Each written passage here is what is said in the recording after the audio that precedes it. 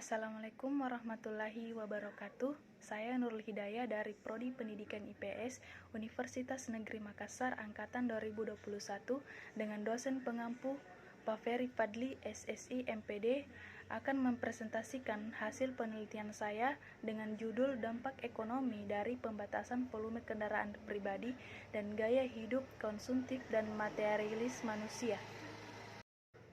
Kendaraan merupakan alat yang digunakan manusia sebagai alat transportasi yang membantu manusia untuk ke tempat jauh tanpa harus berjalan kaki.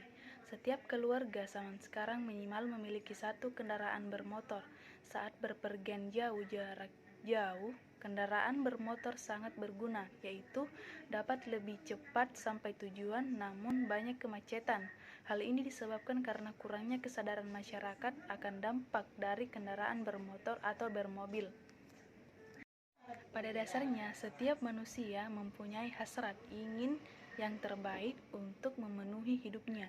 Namun, bila hasrat ini kemudian menjadi sesuatu yang tidak dapat terkontrol, maka yang tercipta kemudian yaitu sebuah hasrat untuk berkompetisi menjadi sesuatu yang lebih dari orang di sekitarnya, dan menjerumus ke dalam gaya hidup konsumtif dan materialis. Hal ini kemudian lambat laun akan menjadi budaya yang dianggap sebagai sesuatu yang wajar di kalangan tertentu. Di Indonesia bukan lagi menjadi rahasia bila seseorang yang tergolong menengah ke atas yang mempunyai uang cenderung menggunakannya untuk membeli kendaraan, baik itu berupa motor atau mobil. Kondisi seperti inilah yang kita lihat di mana kendaraan pribadi membutuhkan proporsi ruang yang cukup luas, menyebabkan kapasitas jalan semakin sempit dan berujung menjadi kemacetan. Kemacetan lalu lintas disebabkan oleh ketidakseimbangan antara jumlah penduduk dengan jumlah kendaraan yang semakin bertambah dari tahun ke tahun dengan jumlah ruas jalan yang ada atau yang tersedia di suatu tempat tersebut. Kemacetan memiliki dampak sosial. Biasanya dampak dari kemacetan ini menimbulkan stres, kesal, lelah yang dialami pengemudi atau pengendara, bahkan secara luasnya berpengaruh terhadap psikologi penduduk yang ada di sekitar wilayah tersebut. Dari segi ekonomi, dampak kemacetan lalu lintas ini berdampak terhadap hilangnya waktu pengemudi atau pengendara dan bertambahnya biaya yang harus dikeluarkan oleh pengendara atau pengemudi. Contoh nyatanya, seperti pengendara harus mengeluarkan biaya ekstra dalam mengeluarkan uang untuk membeli bahan bakar lebih banyak, karena cenderung ketika kemacetan lalu lintas terjadi, lebih banyak menghabiskan bahan bakar yang lebih banyak. Yang lain dari segi ekonomi, yakni pengendara atau pengemudi yang bekerja kehilangan pendapatan ke mereka karena terlambat masuk kantor.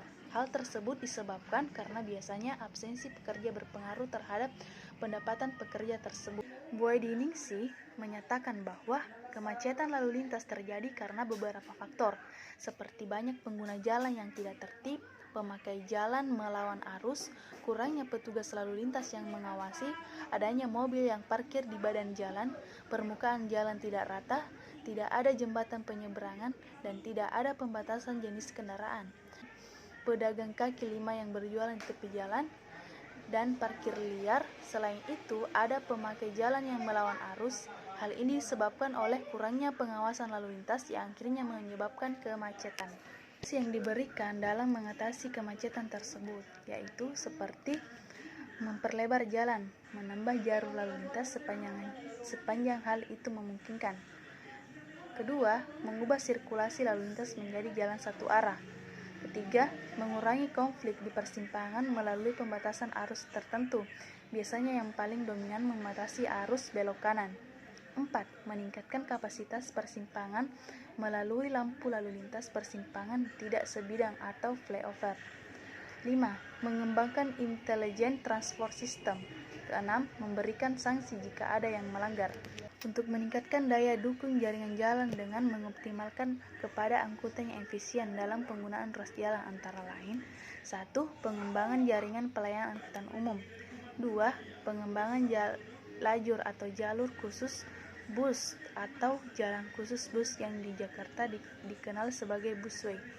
3. Pengembangan kereta api kota yang dikenal dengan metro di Prancis, subway di Amerika, MRT di Singapura.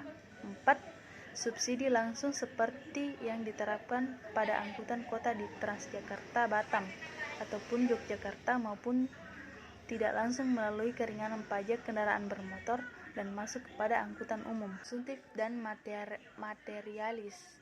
Konsumtif merupakan materialitas serta gaya hidup yang boros. Dalam kehidupan konsumtif, maka orang yang akan menghabiskan barang dan jasa yang tersedia secara berlebihan atau menghambur-hamburkan.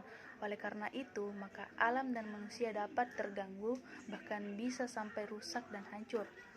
Konsumtif juga dapat berarti suatu paham atau gaya hidup yang menganggap bahwa barang-barang mewah dijadikan ukuran kebahagiaan, kesenangan, dan bahkan ukuran kesuksesan dalam hidup. Jadi, dalam kata lain, konsumtif juga dapat diartikan sebagai gaya hidup yang tidak hemat atau boros. Sedangkan materialis merupakan pandangan yang menganggap bahwa segala sesuatu itu hanyalah benda atau barang, tidak lebih dan tidak kurang. Ekstrimnya, orang yang menganut paham materialis ini tidak mengakui adanya roh dan jiwa. Jadi, orang-orang yang menganut paham materialis memperlakukan segala sesuatu, bahkan termasuk manusia, sebagai barang atau benda. Penyebab perilaku konsumtif dan materialis. Yang pertama, ketularan budaya konsumtif dan materialis dari barat. Sekarang penularan serta infiltrasi budaya berlangsung dengan sangat pesat melalui berbagai media. Kedua, para pemimpin formal memberikan contoh hidup yang konsumtif dan materialis. Salah satu contohnya adalah ketika pemimpin formal seperti presiden, wakil presiden, para menteri, dan pemimpin formal lainnya yang menggunakan mobil dan produk asing sehingga akhirnya ditiru oleh masyarakat. 3. Pengukuran kesuksesan atau keberhasilan hidup yang dinilai dari materi yang menjadi penyebab timbulnya perilaku konsumtif dan materialis juga dikarenakan kesuksesan atau keberhasilan orang diukur dengan harta benda dan kehidupan yang mewah, misalnya dengan kendaraan yang bagus, gadget mahal, fashion, dan sebagainya. 4. Ingin menunjukkan status sosial. Untuk menunjukkan status sosialnya seringkali ditunjukkan dengan hal-hal yang bersifat materi seperti smartphone mahal, mobil keren, dan sebagainya. 5. Perubahan gaya hidup ke digital.